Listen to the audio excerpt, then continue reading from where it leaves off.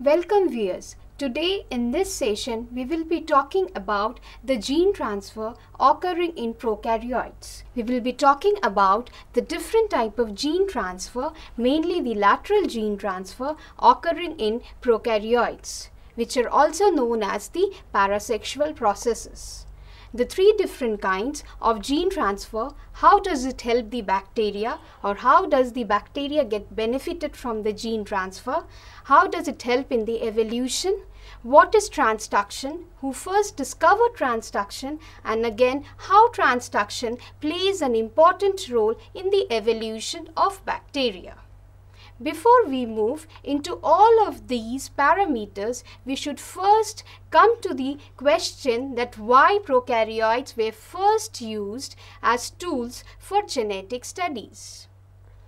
The prokaryotes were first used as tools for genetic studies because, as we know, that prokaryotes are simple in structure in comparison to eukaryotes.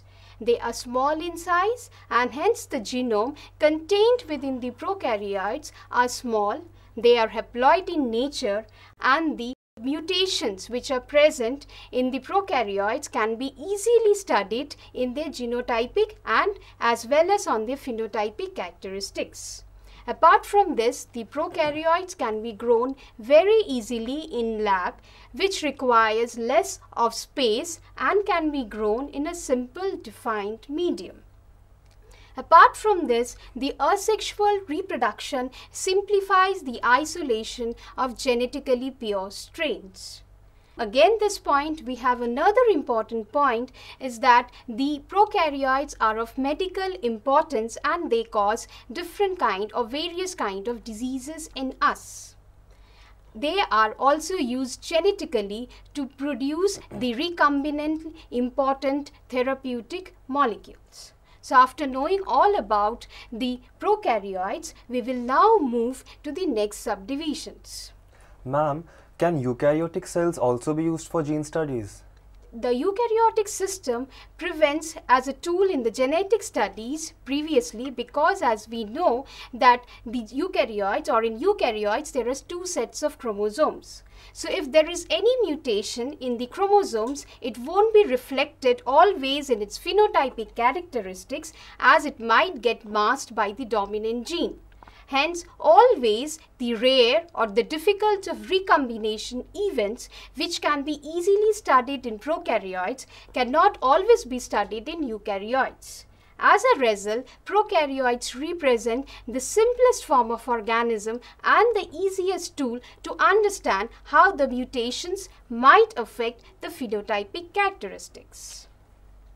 Now let us move to the different subdivisions. So we talked about why prokaryotes were used as tools for genetic studies. So as we know, for studying any organism, we first need to grow them in vitro, that is inside the lab. For growing in the lab, the prokaryotes can be grown in a liquid medium which is known as broth or on the surface of a solid medium such as agar gel. When grown on the surface of the agar gel, generally it forms colonies and the morphological or the genotypic characteristics of the colony helps us to isolate and study the bacteria. After this, we should first know that amongst bacteria, it contains huge genera and species under it. So which kind of bacteria are generally used? The first kind of studies was conducted on the model organism Escherichia coli. Escherichia coli, why it was chosen was because it is small in size, rapid reproduction rate, it produces huge number of progeny in a small period of time, it allows the mutation to be directly assessed. It is important because its genome is now completely sequenced and it forms an important storehouse or rather an workhouse for the recombinant DNA technology. So all the kinds of genetic studies was first performed on Escherichia coli. Now, what are the contributions which it made to the field of genetics? The important contribution which genus Escherichia coli contributed are, with the help of Escherichia coli, we could study how the gene is regulated. through the operon system. So the operon concept came from the studies of genetics in Escherichia coli. The second important point is it helped us to understand the biochemistry of DNA replication, transcription, translation, replication, or into greater details. It was used to study the gene structure and organization in bacteria. It was used to study the mutations occurring in DNA, and it was also used for the production of therapeutically important molecules which are of commercial importance through recombinant DNA technology. Now, we must first understand what are auxotroph and prototrophic strains. Whenever we are working with bacteria, we find mainly there are two types of strains. One is auxotrophic and prototrophic. What are first prototrophic? The prototrophic are the wild type bacteria, or the bacteria which are growing in nature in their own habitats are of wild type. Where if we want to grow this wild type bacteria in lab, then we can grow them on minimal medium. What is minimal medium? Minimal medium is the substrate which contains mainly inorganic salts, a carbon source and water. Generally, the wild type bacteria are able to take up the inorganic salts, carbon, and convert them to important biomolecules like carbohydrates, proteins, nucleic acids, and hence are able to form colonies on a minimal medium. Mutations which is occurring spontaneously in nature convert the wild type bacteria into mutant type. As a result of mutations, some of the bacteria can no longer be grown on a minimal medium. They can be only grown when the medium is supplemented with a growth regulator like a vitamin or an amino acid. In that case, the bacteria changes its characteristic from a prototrophic to an auxotrophic strain. Why? Because it needs a growth regulator for its growth. As shown in this diagram, we can see that there are two types of medium. So the medium in this Petri plate is lacking leucine, while the medium which is present in this Petri plate is containing leucine or supplemented with leucine. The bacteria which is able to grow on the medium which is not supplemented with leucine and form colonies are those of prototrophic type, whereas the bacteria which is growing on the medium supplemented with leucine represents the auxotrophic strain. So in this way, with the help of nutritional requirements or markers, we can differentiate the bacteria. Apart from this, there are markers or bacteria which are resistant to antibiotics, and they are used as genetic markers in recombinant DNA technology. Gene transfer can be of two main types, vertical gene transfer and horizontal gene transfer. Prokaryotic system, they lack sexual reproduction in them as such, and therefore they generally go for lateral gene transfer. Lateral gene transfer means exchange of genetic material between closely related species or between distantly related species. The general features of lateral gene transfer in bacteria are, the first is it is always unidirectional. That means the genetic exchange is always flowing in a single direction from the donor to the recipient cell. The second important point is the donor does not give its entire chromosome. Only a part of the bacterial chromosomal DNA from the donor cell enters the recipient cell. Hence, the recipient cell becomes partially diploid and not completely diploid. Ma'am, how does partial diploid formation affect the phenotype of the bacteria? The partial diploid affects the phenotype of the recipient bacteria as it might contain certain homologous sequences in it. If the donor bacterial DNA contains homologous sequences, then it will recombine with the recipient cell's chromosome and result in recombination events, and which will affect the phenotype of the recipient cell. For example, if the recipient cell was phenylalanine negative, this means it had to be grown on a medium supplemented with phenylalanine.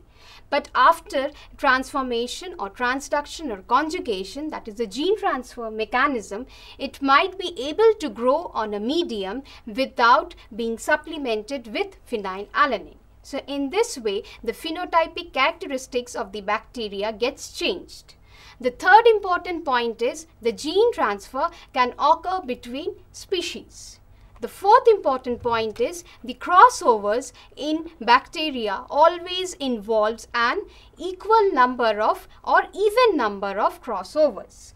If there is a crossing over present in odd number, then the integrity of the bacterial chromosome of the recipient cell will be lost, and it will be resulting in the production of a complete non-viable linear DNA molecule. So now let us move to the different types of lateral gene transfer in bacteria. The three different types are transformation, then we have conjugation and transduction. We will be talking about transduction in a short while.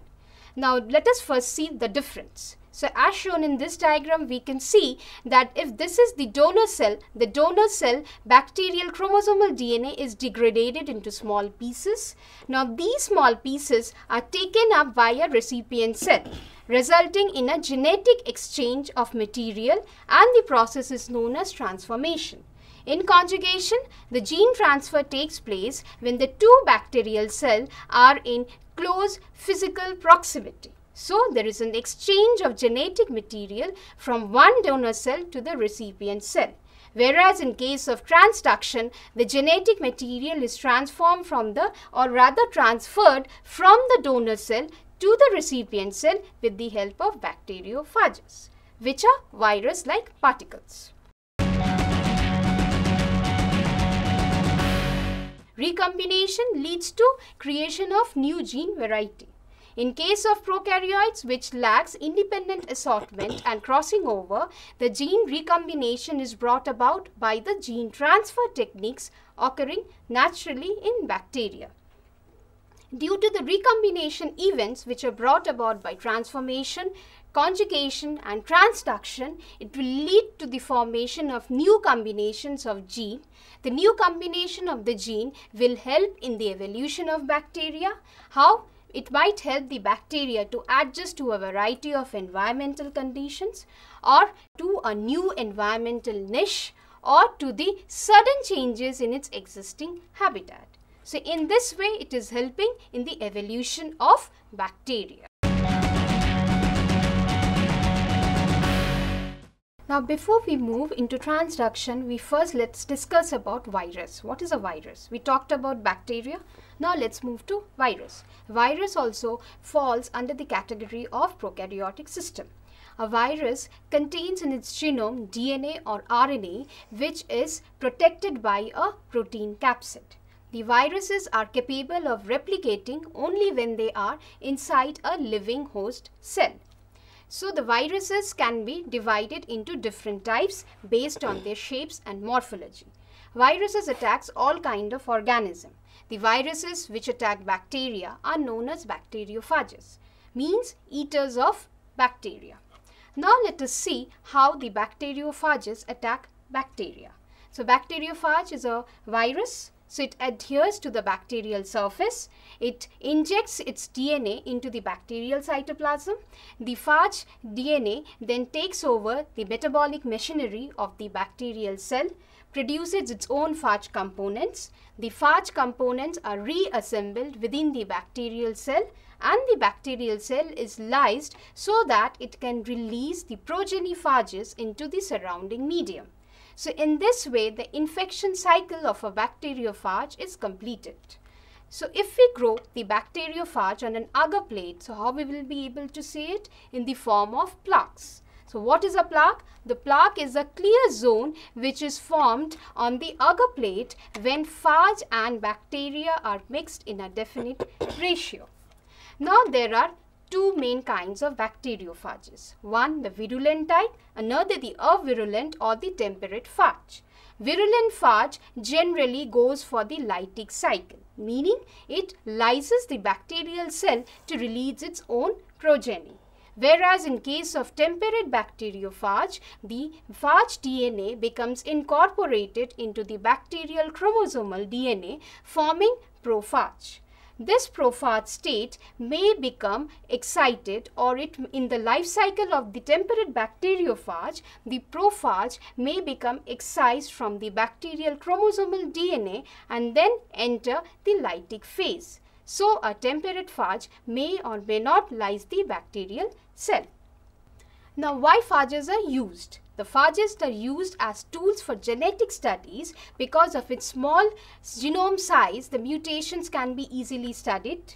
It produces large number of progeny, which allows to study the different recombination events in them. Different phage mutations can be crossed with one another to produce recombinant phages, which can be easily analyzed. Now, let's move to two types of cell, that is permissive cell and non-permissive cell. The cells which allow the bacteriophages to attack them are known as permissive cell, or in other words, those kind of cells which are allowing the infection process to occur in them are known as permissive, whereas those cells which do not allow the bacteriophages to attack them are known as non-permissive cell. So, when transduction takes place, we will see that the cell should be of the permissive type. Now, let us move to another important term, that is multiplicity of infection. What is? It is abbreviated as MOI. It represents the efficiency of recombination. So, it depends on the ratio of phage to bacteria. The process of efficiency of recombination is possible when the ratio of phage to bacteria is set at an optimum level. Ma'am, how do bacteria maintain a low MOI? The bacteria is able to establish a low MOI because of its rapid cell division. So, as a result, there is an increase in the cell number to that of the phage, and the phages are not able to attack all of the bacterial cell. On the other hand, if the MOI is high, this means the chances of infection are in greater percentage, as the number of phages are in greater extent to that of bacteria, which will help in establishing the infectious process more strongly.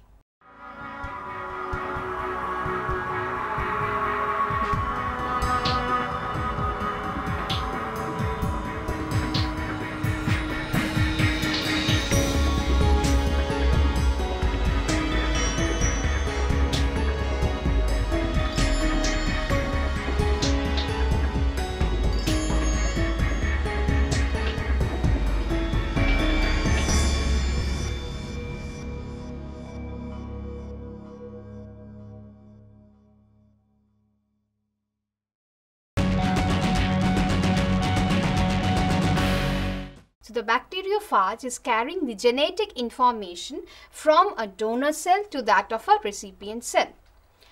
Now, how it is done? We know that bacteriophage, it attacks a bacterial cell. On entering the bacterial cell, the phage encoded enzymes degrades the bacterial chromosomal DNA. The bacterial chromosomal DNA is broken into small pieces. Now, incidentally, one of the progeny phages, when it is assembling within the bacterial cytoplasm, packages a part of the bacterial chromosomal DNA and not its own phage DNA. Now, when this recombinant phage is released into the environment or into the surrounding, it attacks another recipient cell. The recipient cell is a bacterial cell, so it is containing its own bacterial chromosome. On entering the recipient cell, the recombinant phage will produce or introduce the donor cell's chromosomal DNA and not its own DNA. The donor cell's chromosomal DNA recombines or goes for reciprocal recombination with the homologous sequences present in the recipient cell. As a result, the recipient cell becomes transformed, or we can say it becomes recombinant, and it is known as transductance. It was discovered in 1952 by Norton Zinder and Joshua Lederberg. For their experiment, they used a Davis U-tube. So, the Davis U-tube, as we can see, it's a U-shaped structure. The two arms of the U-tube are separated from each other, or it contains in between them a sintered glass filter. Now, for their experiment, they used a strain of bacteria which is Salmonella typhimurium. They used two strains of Salmonella typhimurium, LA2 and LA22. LA2 was deficient in methionine and histidine, LA22 in phenylalanine and tryptophan. Now the two strains, so that they cannot come in close physical proximity, were separated because of this sintered glass filter. Now what did they find? They find that in due course of the experiment, when they plated the strain LA2 on a minimal medium, no prototrophs were observed. Whereas the strain LA22, when plated on a minimal medium, recovered prototrophic strain.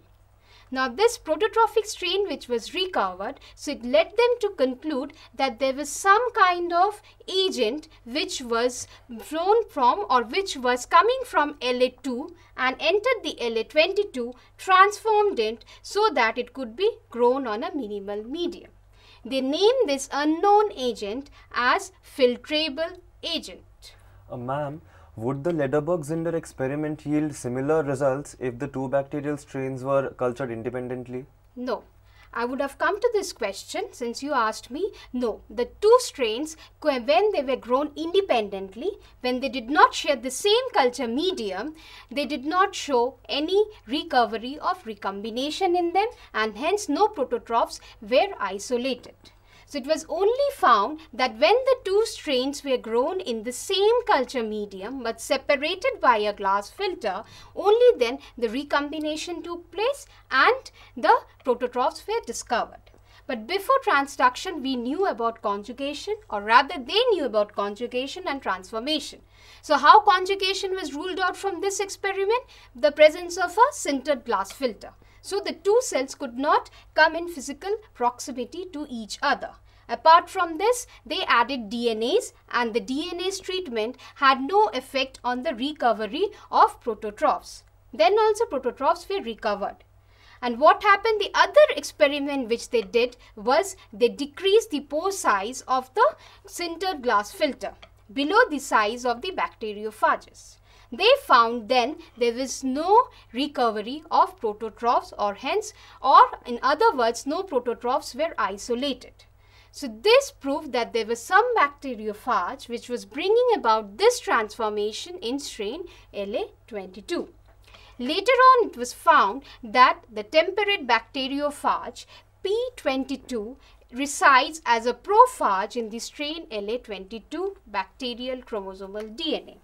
So when it is present as a prophage in the bacterial chromosomal DNA, under certain conditions, the new progeny phages lyses the strain LA22, enters through the sintered glass filter to strain LA2.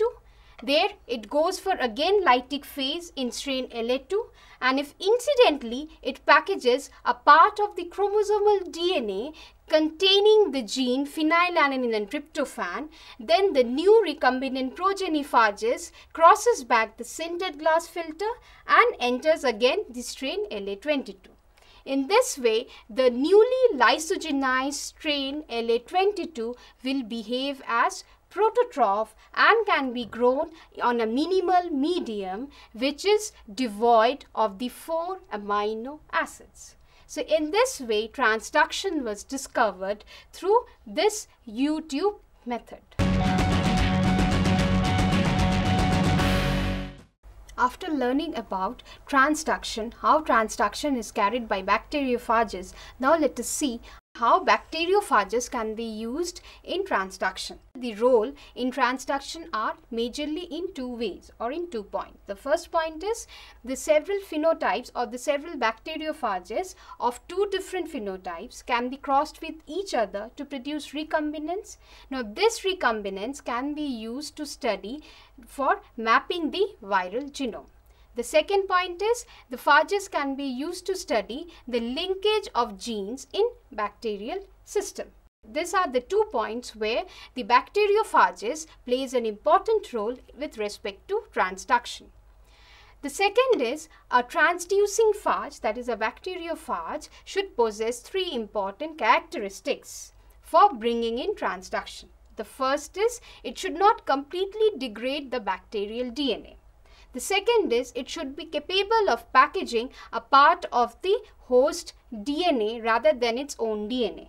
On entering the recipient cell, it should be capable of recombining with the recipient cell's chromosome in order to bring in recombination and hence transduction. Now, transduction plays an important role in mapping of genes in bacterial system. Mapping of genes in bacterial system was earlier done through transduction. Now, with the help of transduction, how it can be done? If there is a two closely related gene present in the transferred DNA. So, when the two genes are transferred together in the bacteriophage or packaged together in the head of the bacteriophage and hence they are always co-transduced together, this means that the two genes are close to each other. So, in this way, transduction plays an important role in mapping of genes and it gives us information about the relative distance between the two genes. The last point is the function of transduction in bacterial evolution. So, how transduction plays an important role in evolution. Transduction plays an important role in evolution as we know there is an exchange of genetic material between individual members of a species or between two distantly related taxa of a bacterium. For example, now the phage P1. Phage P1 is bringing about transduction or it is capable of attacking Escherichia coli as well as Myxococcus xanthus. So, in this way, it can go for exchange of material from Escherichia coli to Myxococcus xanthus or from Myxococcus xanthus to Escherichia coli. And the two are, both of them are gram-negative bacteria and both of them are distantly related to each other. So, in this way, they can go for recombination which is brought about through bacteriophages. So, in this entire section, we learned that what is gene transfer in bacteria, what are the different types, how it might help in the evolution and the transduction, how it was discovered and what was the role in its bacterial evolution.